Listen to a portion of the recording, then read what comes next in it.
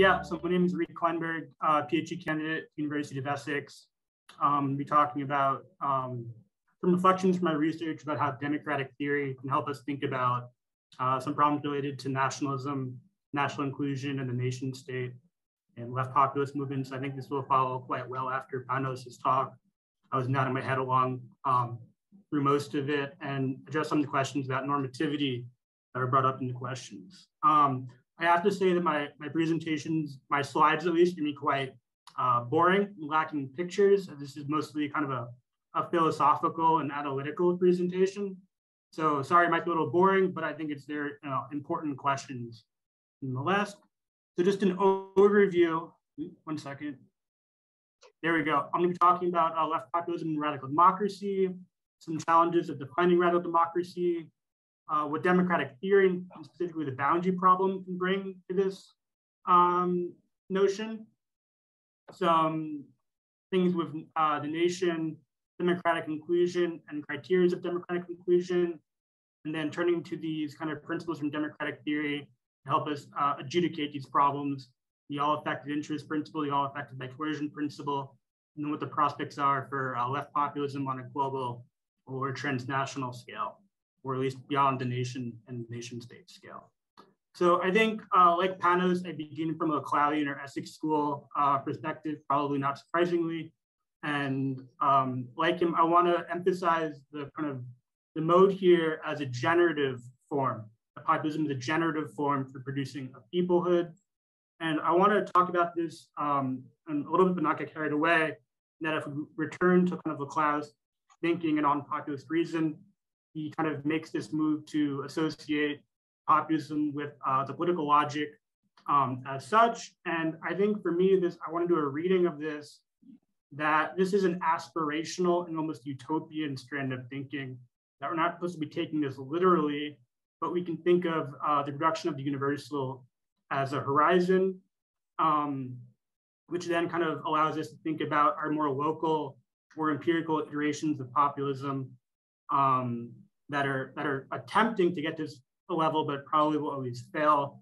And I think this is underscored by the move, going back to hegemony and socialist strategy, where Leclerc moves differentiate between the populist struggle and the democratic struggle, where the democratic struggle kind of locates these micro-sites of antagonism around kind of specific practices, while the populist struggle is the act of doing a complete structural hegemonic change. And so what we kind of know is that in left populist movements, the goal is usually to bring about some kind of deepening or improvement or state of radical democracy. But I think still radical democracy in our lexicon is also a blurry term, like populism itself. But I think we can generally say it's not a static or fixed description of a social or political state or relations, but it's a concept that allows us to subject social practices to the critical lens of democracy and democratic legitimacy.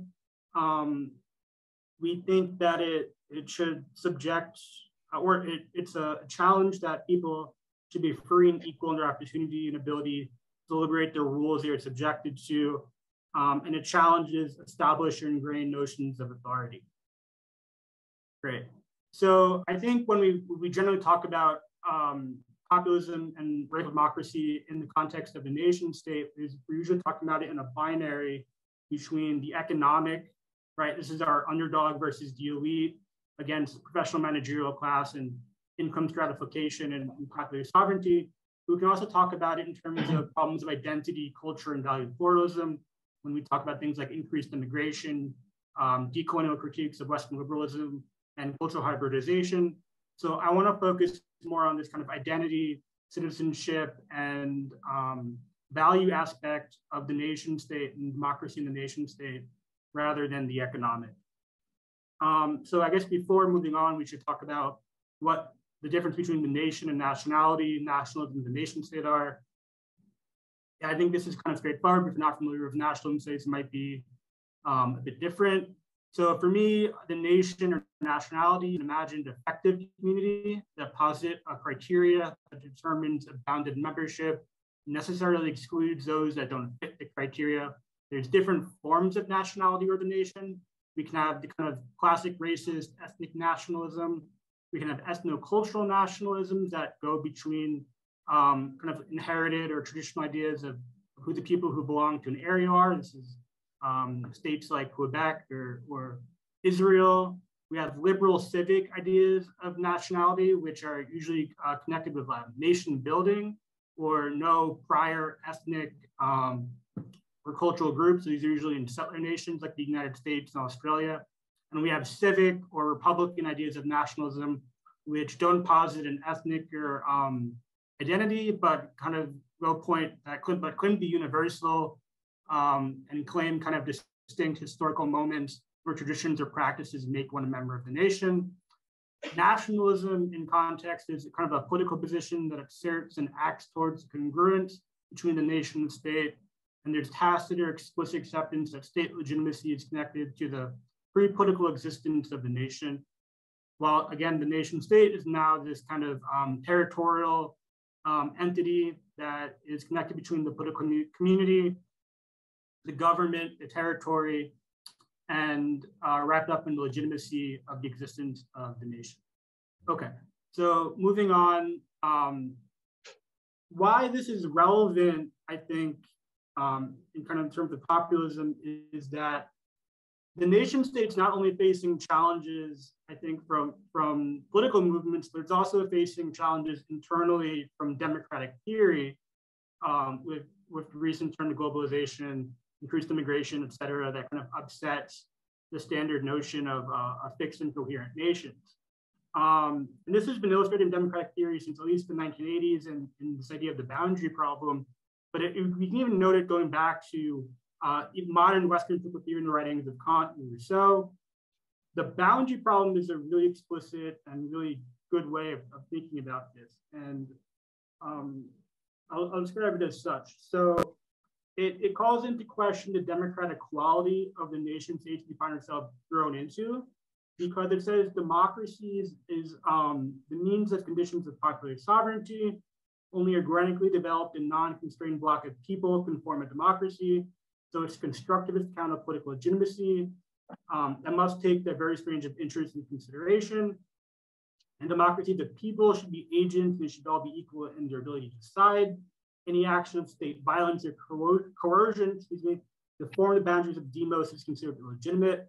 Effectively, the founding of democratic states need to ensure that all the people under the power of the state are free and equal in deciding the quality of that state.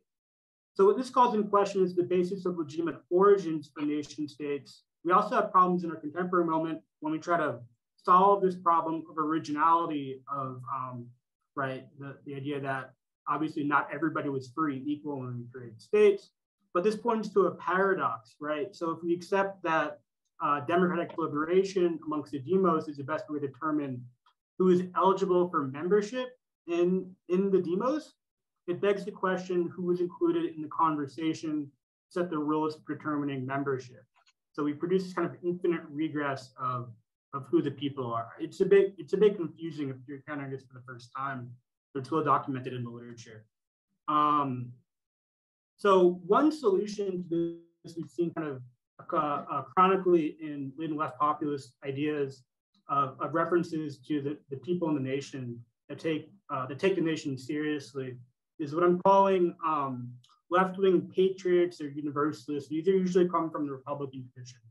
So for these kind of advocates, they agree with the idea that left populism has an idea to generate the people, and it seems to offer a timely solution to the problem of democratic legitimacy.